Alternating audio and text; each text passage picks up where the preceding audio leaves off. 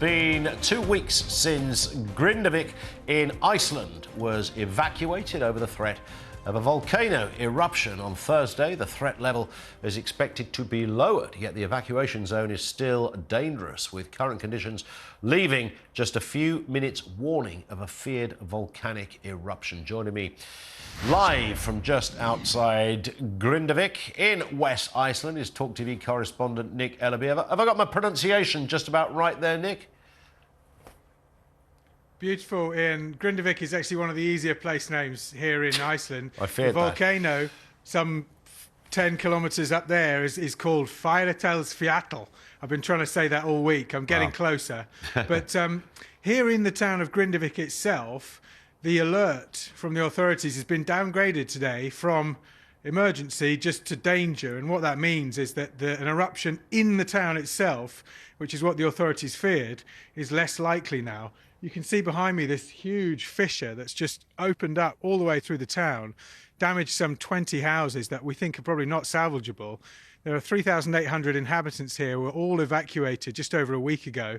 They're now in different parts of Iceland, mostly nearby Reykjavik and other nearby towns as well. They're trying to work out what they're going to do next. At the moment, an eruption is still likely, but probably not here, maybe some 4 kilometres to the northeast. And the problem with that is the lava could run down the slopes and either into the town here, or there's a geothermal and hydroelectric power station just a couple of kilometres north of here, which powers 30,000 homes in this part of Iceland. If that lava hits the power station, lots and lots of families are going to have a very cold Christmas. The authorities don't really know exactly what they're going to do about that, because if they give people electric heaters, it will blow the grid. So it could cause a serious problem. They're looking at different options there, and they're also looking at drilling different water sources as well, because it could take out water sources for the area. There's also the Blue Lagoon, a big tourist hotspot, which could get hit as well. And the authorities at the moment are hurriedly building a big horseshoe-shaped wall around the power station and the Blue Lagoon to try and divert the lava if it does come running down the slopes. That did have some success before in the Westman Islands.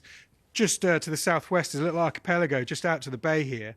About 50 years ago, there was an eruption, and the authorities did manage to divert some lava there successfully. So they're hoping that might work again. Another plan is to pump cold water onto the magma to try and harden it, and then that would also help divert it away from these population centres.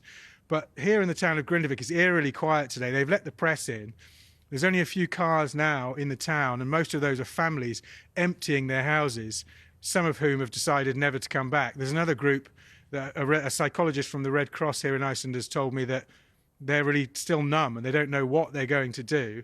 And then there's quite a large group of the town here whose families have been living in here for decades. You know, a lot of fishing. So Iceland's 40% of the economy is still fishing. There's huge harbour here and lots of companies. They've also been in trying to salvage that seafood. But a lot of people from Grindavik telling me that they are resolute to come back, even with the threat of eruptions. The authorities are saying the next few decades there could be more eruptions in this area, Ian. Yeah, I mean, clearly an incredibly serious situation, and one we don't tend to think about too much. You know, it's a volcano. You see that kind of stuff when you're at school. You study. Oh, look, it's a volcano. It almost looks beautiful. But of course, this is the modern age. People live nearby. Huge ramifications for life, and of course, economically as well. Just very briefly, Nick, do we know what prompted the downgrading from, I think you said, emergency to dangerous? I mean, it's still up there, but nonetheless, it's been reduced slightly. Why is that? What happened? Yeah, so there's a 15-kilometre long dike which the magma has moved into recently, and it was just some 800 metres beneath our feet here last week. And the authorities were concerned it was going to come up in the town itself. People were saying like a Coke can fizzing up and shooting out. But now beneath us, signs are saying that magma has hardened. But it could erupt really anywhere along this 15-kilometre dike. What the authorities reckon is probably more to the northeast of here, and the lava in this particular area is a bit thinner. It's not as viscous as a lot of other lava, so that means it runs quicker and further. It's easier to divert, but it also runs faster, so that brings with it its own problems. And in this part of southwest Iceland, you know, the authorities are saying there could be decades of this, and they're also worried about fissures like this opening them up on the outskirts of Reykjavik, which would displace more people from Iceland as well. And just in literally one word, Nick, or two maybe, what's the temperature there right now? It looks flipping freezing. It's about freezing, yeah, maybe 1 degree. It snowed last night, but, you know, it's been very windy. Today it's nice and calm. Nice pair of gloves, I have to say. Nick Ellaby, stay safe. Thank you. More reports, of course, and all developments covered here live on talkTV.